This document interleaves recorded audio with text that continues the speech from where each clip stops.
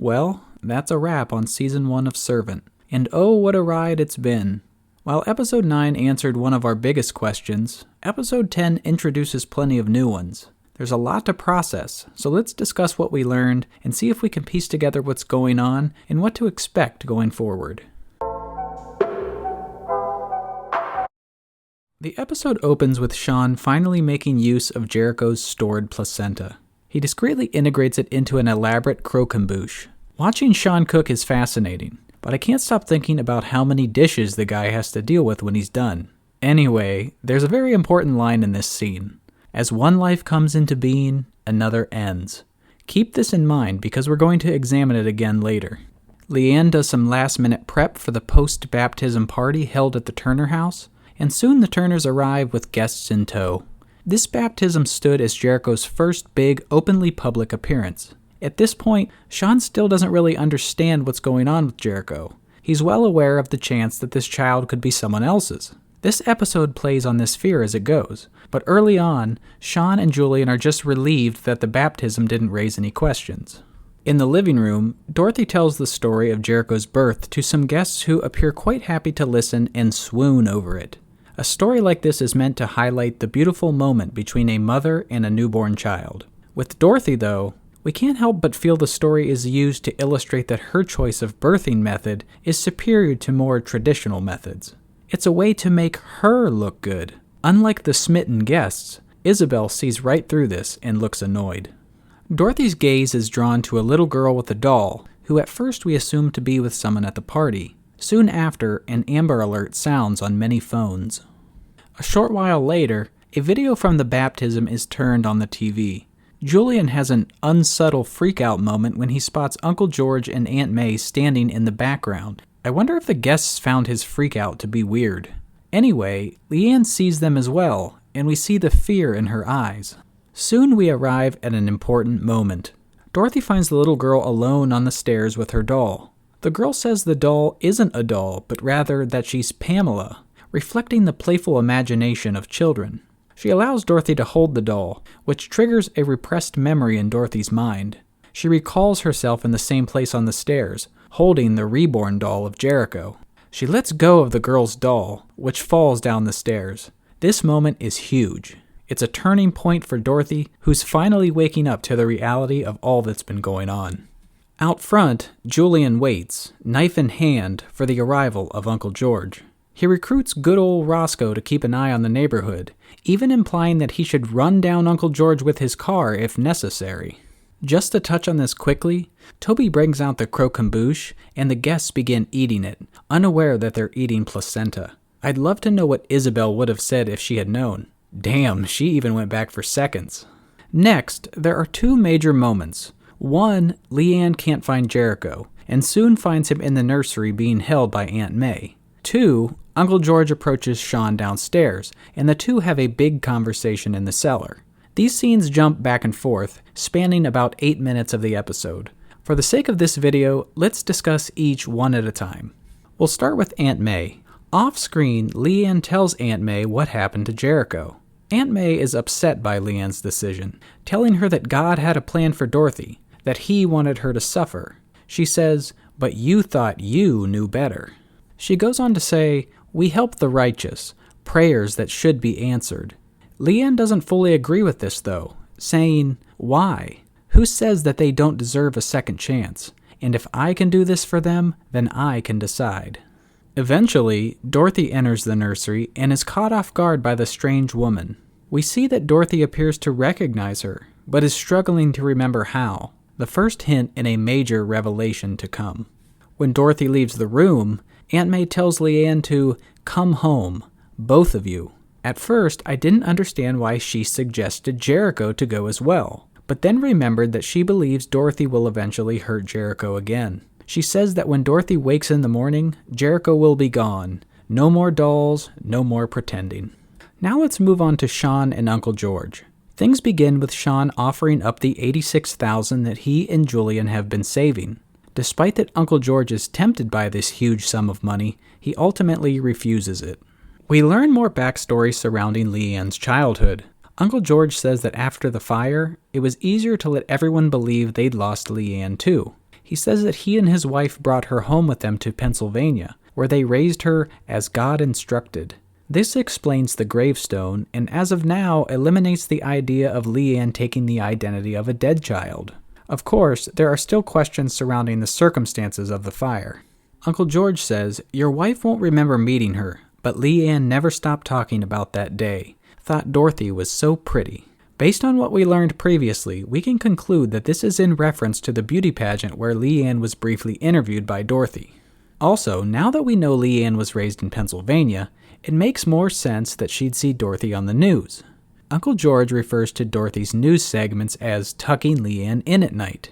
Now, it's quite clear how Leanne could have grown infatuated with Dorothy, having idolized her since childhood, and it shows us why she chose to help her, despite that she may not have been as deserving of Leanne's gift as others. Uncle George feels that Leanne has done something impetuous, something that can't so easily be put right. Sean wants to know whose baby it is, still believing this baby couldn't possibly be his real son. Uncle George seems confused, stating that Sean already knows the answer, implying that it is in fact the real Jericho. Sean goes on to tell about all of the things that have been happening to his body since Leanne arrived. Uncle George seems horrified by this revelation. The scene ends with Sean admitting that he wants Jericho to stay, that he wants his son back. This is incredibly important for what's to come. After Frank delivers his speech on parenthood, Sean goes to Uncle George and tells him, "That's it. He's ours for life now." Uncle George responds with, "What is sown is perishable. What is raised is imperishable." Sean doesn't understand this, and neither did I. However, after some research, I found that the line is from Corinthians 15:42. It states, "So will it be with the resurrection of the dead. The body that is sown is perishable. It is raised imperishable." This episode likes to challenge our notions regarding Jericho. On one hand, we have that Leanne resurrected him following the tragedy, and on the other, that he was taken from someone else. Following what we've learned from Uncle George and Aunt May in this episode, the show seems to suggest heavily toward resurrection. Then we arrive at the scene with the police, and the woman reconnected with her missing daughter. I'm going to put this on hold for now because I want to talk about this later. Finally, the party has wrapped up, and only Julian and Natalie remain.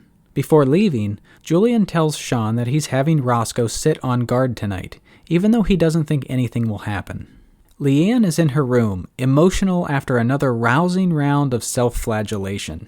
Toby knocks on her door, and it seems like he's ready to entertain the idea of a romance with her.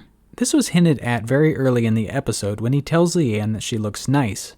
However, considering her current state and the fact that she still might be salty at Toby after he denied her kiss, Leanne doesn't even acknowledge him at the door. Sean and Dorothy share a nice moment as they look down on a sleeping Jericho. There's the feeling that maybe this is going to have a somewhat happy ending, that the Turners can restart their life to be the way it was before the tragedy. However, the episode soon takes a dramatic tonal shift, starting with what we assume to be the death of Roscoe at the hands of Aunt May and Uncle George. Dorothy searches through her old news reports and finally discovers the truth. Aunt May is in fact May Markham, controversial leader of a cult called the Church of the Lesser Saints. We learn that the cult had a standoff with federal authorities after reports of gunshots, and that at least a dozen people were inside the compound once it was surrounded, including at least 6 children. Eventually, the video shows that what started as possibly a peaceful standoff soon spirals into violence, including explosions and gunshots. Dorothy then finds that Leanne has cleared her closet and is gone. Meanwhile, Sean severely burns his hand over the stove but feels nothing. This goes back to something we discussed earlier, the line, "As one life comes into being, another ends." I believe that in order for Leanne to resurrect Jericho, a sacrifice had to be made. We've seen Sean slowly get worse over time. However, once he asks for Jericho to stay, once he makes the full commitment to this child, the transformation is complete. Sean states to Julian that he knows it's his son that he's holding. This comes at the cost of himself, though, I believe, and at the end of the episode we see that Sean is essentially ceasing to exist. In the street, Leanne walks away from the Turner house. A group of people line the street, George and May awaiting Leanne. When she reaches them, the group funnels in behind her, and they all enter into a large group hug. Before this episode, I truly wasn't sure where this season was going to go from here. Obviously, it couldn't just revolve around a plot inside the Turner house season after season.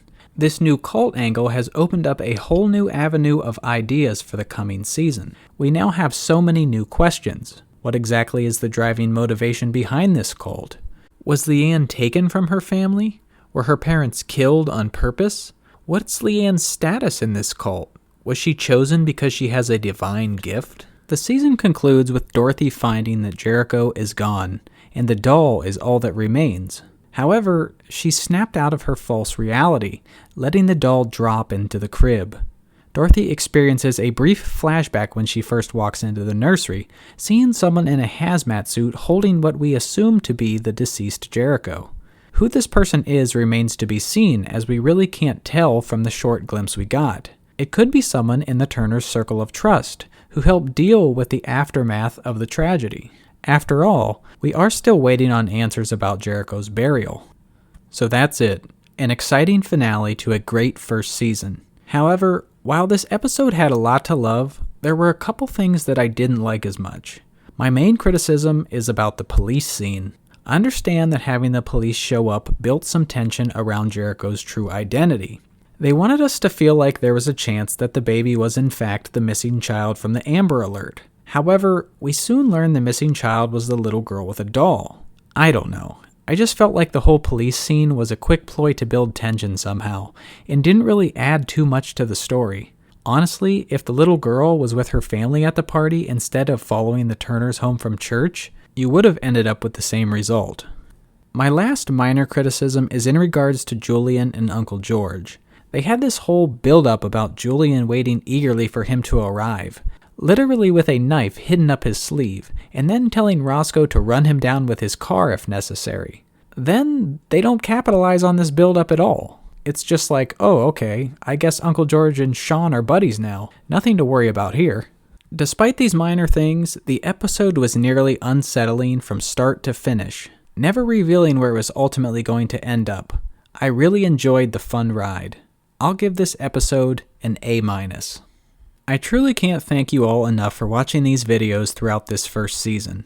I had wanted to start a channel like this for years, and finally decided to go for it with Servant, a show I didn't really know much about. I never expected the show to be such a psychological puzzle that leaves you scrambling to put the pieces together each week.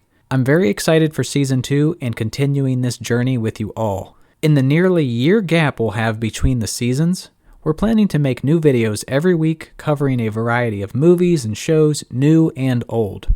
We'd love for you to subscribe to see all our videos. Thanks again for your support, and we'll see you in the next video.